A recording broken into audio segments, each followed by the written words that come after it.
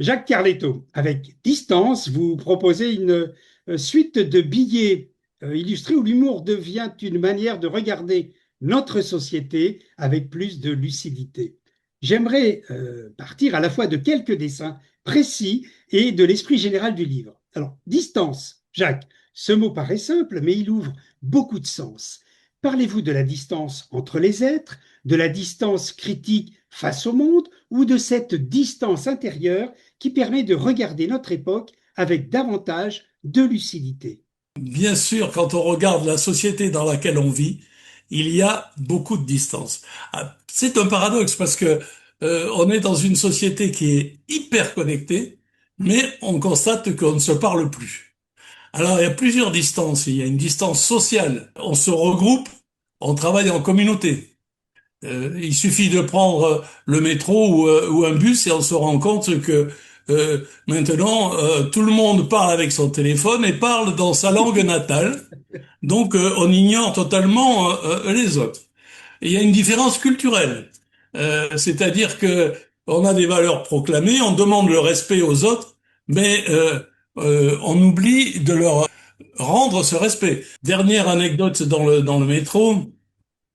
Une dame téléphonait dans sa langue natale et mettait le haut-parleur à fond.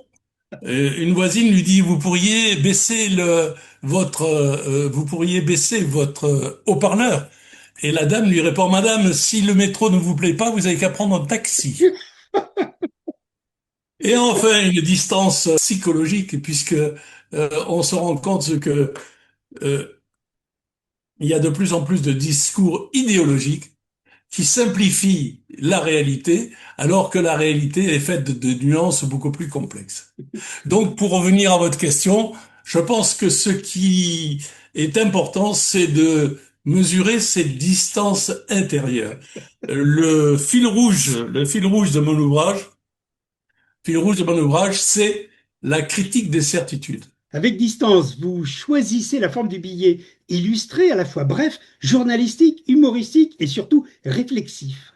Qu'est-ce qui vous attire dans cette forme courte pour saisir les contradictions de notre société actuelle? Alors, le billet, c'est un style journalistique particulier. C'est un style qui, quelque part, permet d'exprimer une opinion. C'est une liberté d'expression subjective. C'est un outil de provocation légère. L'objectif, c'est de percuter. Et c'est d'être bref. Quand moi-même je fais des vidéos, j'essaie de ne pas faire boire, mais de donner soif. Et donc, je trouve que le billet s'adapte particulièrement bien à notre civilisation et en particulier à un lectorat jeune qui va sur TikTok. Et là, c'est pas 20 minutes d'entretien. Alors justement, dans un des dessins, dans celui de Télé Canine, avec cette formule sur les chiens qui aboient quand la caravane passe, vous semblez pointer du doigt tout ce qui est bruit médiatique, réaction automatique, peut-être même l'agitation permanente de notre temps. Alors, que voulez-vous toucher ici au juste? Le monde des médias, les réflexes collectifs ou notre difficulté finalement à prendre du recul? Alors vous avez choisi justement pour prendre du recul, vous avez choisi ce dessin des chiens qui aboient quand la caravane passe. C'est une façon de demander au lecteur de prendre du recul. Il y a de plus en plus d'ouvrages dans le domaine de l'édition dont le sujet concerne que pense mon chien? Que pense mon chat? Est-ce que mon chat ferait ceci? Est-ce que mon chien ferait cela? Et donc, utiliser des chiens en costume cravate, c'est demander au lecteur de se mettre à la place de l'autre. Et donc, c'est une manière indirecte de faire de l'humour. Merci Jacques, mais prenons un autre dessin, par exemple celui des célibataires que je trouve assez, oui, des célibataires que je trouve assez croustillant.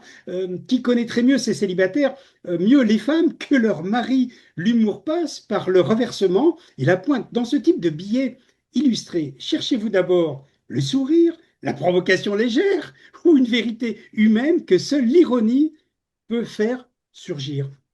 On a tous un vécu. Moi, j'ai eu la chance ou la malchance d'être marié 3 fois et donc de divorcer 3 fois. N'oublions pas Oscar Wilde qui disait le mariage, c'est la cause principale du divorce. C'est pas faux. Et, ce que j'ai retiré comme regard et recul par rapport au mariage, c'est que, en fait, mes dessins sur les relations hommes-femmes, ce sont des critiques sur les illusions masculines. Les hommes pensent choisir, alors qu'en fait, ce sont les femmes qui décident. Oui, alors justement, vous parliez des rapports hommes-femmes. Dans le dessin sur la parité, qui frappe par son ton peut-être un peu plus grinçant, presque plus risqué, quand vous abordez des sujets sensibles comme celui-ci, les rapports femmes-hommes, jusqu'où l'humour peut-il aller sans perdre sa force de révélation ni tomber dans la simple provocation? Notre civilisation est devenue très wokiste. Et, et donc, j'ai trouvé que se moquer un petit peu du mari qui fait la vaisselle pendant que sa femme Oui. regarde la télévision, c'est un petit clin d'œil à ce que notre civilisation est en train de modifier. Alors, à travers ces dessins, ces billets, vous montrez que le rire n'est pas seulement un amusement, mais une façon de remettre de l'air, du doute et du recul dans une époque saturée d'opinions. Comment l'exprimez-vous finalement par la plume que l'on vous connaît, le dessin? J'écris et je dessine parce que je pense qu'il faut pouvoir prendre du recul, parce qu'en prenant du recul, on se rend compte que l'humour va au-delà du divertissement. Il crée de la lucidité par rapport au comportement humain. Si je mélange et si j'utilise et le dessin et le texte, eh bien ça me permet de toucher soit le lecteur rapide qui va à l'image, soit le lecteur méthodique qui prend un peu plus de temps et regarde les allusions et l'humour qui est, lui, écrit en texte. Dans cette galerie de dessins, lequel préférez-vous? Je pense que la question que vous me posez, c'est un peu la question qu'il ne faut pas poser à une maman qui a plusieurs enfants. Parce que si on lui demande quel est parmi vos enfants celui que vous préférez, elle est bien ennuyée. Alors je suis bien ennuyé. Je pense que j'ai sur 88 pages, j'ai 44 dessins. Je pense que les dessins sont complémentaires. Et certains dessins sont plus légers et certains textes sont plus percutants. Dans tous les cas, ce que je peux vous dire, et ça c'est l'ouvrage est sorti il y a un peu moins d'une semaine, dans mon quartier et il n'y a pas de librairie. J'ai mis mon bouquin au bistrot du coin, qui fait aussi restaurant. Eh Oui. bien, j'ai découvert que le restaurateur vend 2 bouquins par jour et à midi il a des cadres. Et dans l'après-midi, il a un grand public qui vient soit boire un café, soit boire une bière. Ça me laisse supposer que mon ouvrage, qui mélange le texte et l'image, doit avoir un certain impact probable. Nous verrons bien à la fin du mois. Alors, Jacques, le nombre 44, vous ne l'avez pas choisi comme cela. Vous savez que il est reconnu comme un maître-nom, porteur d'une énergie de construction méthodique et de stabilité. Alors, vos dessins, ce nouvel ouvrage, votre dernier opus, qu'apporte-t-il finalement par rapport à ce que vous avez déjà commis en termes d'écriture et de dessin? Il s'adresse finalement à tout le monde. Je pense que c'est un ouvrage dont l'objectif, c'est un peu comme une bonne histoire. Et une bonne histoire, ça commence par une attaque. Le billet commence par une attaque. Il faut être percutant. Il faut pas être trop long. Et il faut terminer par une surprise. Si les lecteurs vont trouver et de l'attaque, et de la brièveté, et de la surprise, je pense que nous serons d'accord, et eux et moi. Jacques Carletto, merci beaucoup. Merci pour cet échange. Avec Distance, vous offrez un livre qui amuse. Rappelons qu'il est édité par Jean-Cyril Godefroy. Un livre qui amuse, qui pique et qui surtout oblige à prendre un peu de champ face au vacarme contemporain.